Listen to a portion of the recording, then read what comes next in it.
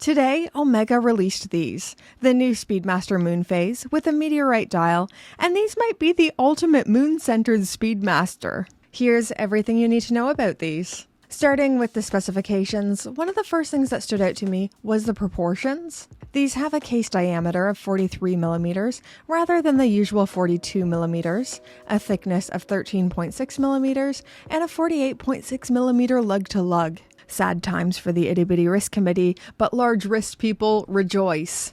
The case material is stainless steel with the usual 50 meters of water resistance. In my experience with the OMEGA Speedmaster, this really does mean 50 meters of water resistance. I would feel completely comfortable wearing a Speedmaster swimming at a recreational level, which is what most people are doing with this watch.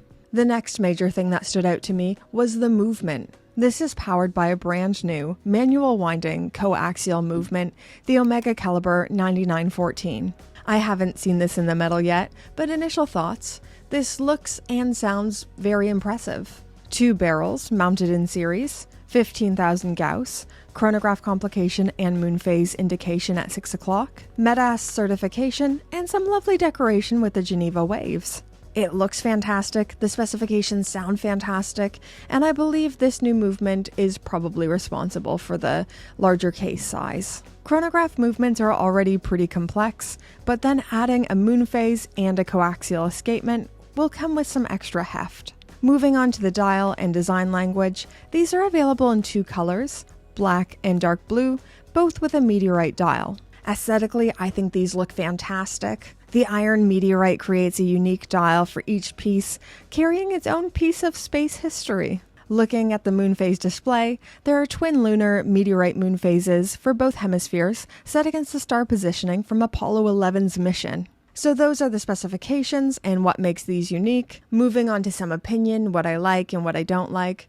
But let's start with the good. Let's start with what I like. I love the use of meteorite. I've always had a weird thing for meteorite dials. I never talk about that, but I really like them, and it completely makes sense on a Speedmaster. 2, I've also always had a soft spot for moonphase. So many people say it's a useless complication, but I find it romantic and it harkens back to the origins of timekeeping. If a moonphase belongs on any Omega model, it has to be the Speedmaster. 3, I love the colorways that were selected, with the black being a bit more dark and stealth, and the blue having lighter pieces of meteorite. 4, the bracelet. The Speedmaster bracelet is my favorite in the Omega catalog, and I'm so glad they stuck to this specific bracelet on this model. Although I usually prefer the flat link, I think it would be a bit too dainty for this beefy model. And 5, the final thing that I like is the new movement. I am tucking this one away at the end of the list at number 5 because there's things I like and I don't like about it.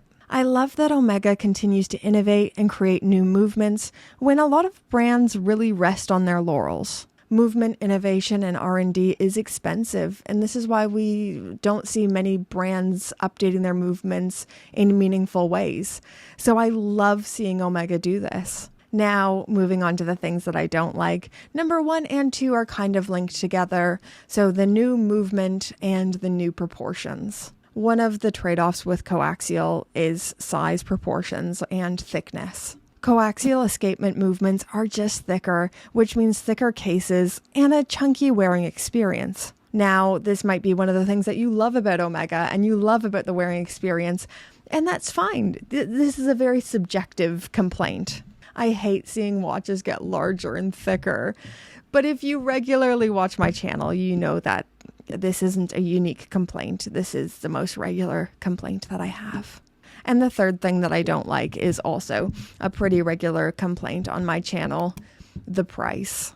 Oof, look at this. Okay, these are retailing for £16,100 or $17,100 USD excluding tax. Woof. These are cool, and as I said earlier, R&D in creating new movements is expensive. Meteorite dials deserve a premium, as do additional complications, but it feels really steep. I was expecting about £12,000, so this felt like a bit of a punch to the gut. I can't tell if I'm living in 2018 and all the prices I have in my head are completely wrong. But you know, I need to reserve any big opinions until I see these in the metal, which will hopefully happen soon. I'd love to know in the comments down below what you think to these, and Omega in general. And now, Pope tier patrons, get their names on the screen.